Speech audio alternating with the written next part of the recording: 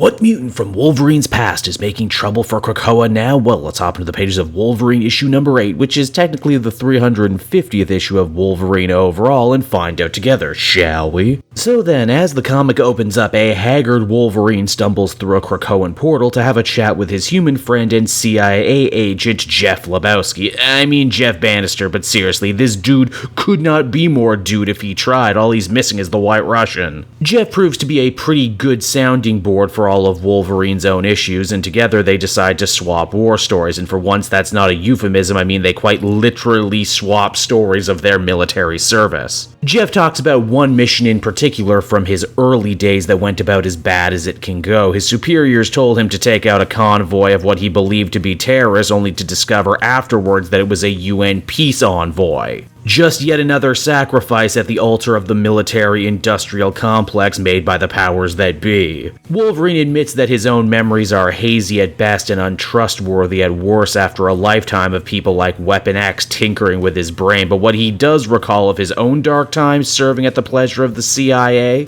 are equally as horrifying. Back then, he served on a team called, wait for it, Team X. Yeah, I know that's not exactly original, but there you have it. Together, they raided an offshore oil rig and killed all the innocent workers on board so they could set the refinery on fire and probably raise gas prices everywhere in the world. It's one of the worst things that Logan can actually remember clearly, but he fears that it may not be the last horrible thing he's asked to do. Krakoa is picking up a lot of steam as a nation, which will no doubt mean more war and more bloodshed before it's all said and done. Worse still, Jeff also warns of new foes coming the X-Men's way directly from the CIA themselves. They're called the X-Desk, and again, what is with these unoriginal names? You would think the same organization that came up with MK Ultra would be a little bit more creative. Whoever the X-Desk are, though, it seems that they're already spying on Wolverine and Jeff right now. And hey, wouldn't you know it, because this is a special anniversary issue, we actually get 2 stories for the price of 1, and the next one begins right away as we catch up with those masked mercenaries who were attacking Xavier business interests over in the X-Force book. Turns out they're at it again, this time robbing a secret vault on an American military base, which, guess what, used to be used by Team X of all people, of course, which ends up making Wolverine and the mutants suspects numero uno for the theft.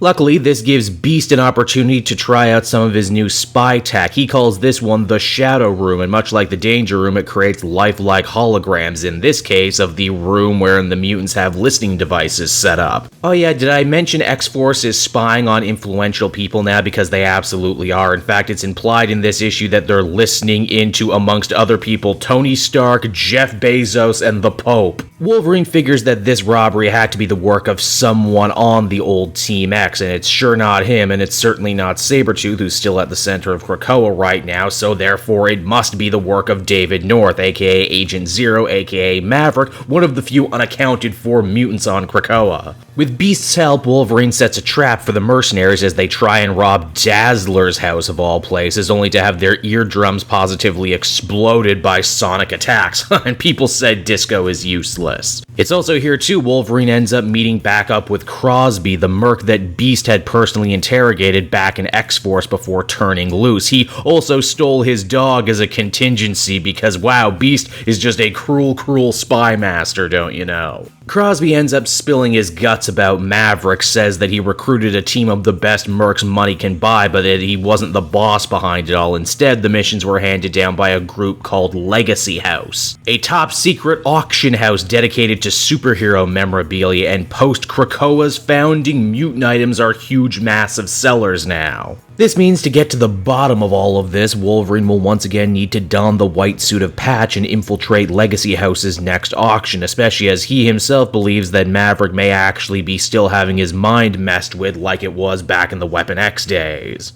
And so that was Wolverine issue number 8, everybody, and I thought it was another wonderfully spy-flavored X-Men story that draws on the rich and complex history of Wolverine. I will say, though, that if you're the one person out there only reading this Wolverine book and not also reading X-Force, which is also written by Benjamin Percy, there's probably a good chance you might be getting lost on a lot of the specifics. Overall, though, I'd give this one a very enthusiastic 8 out of 10.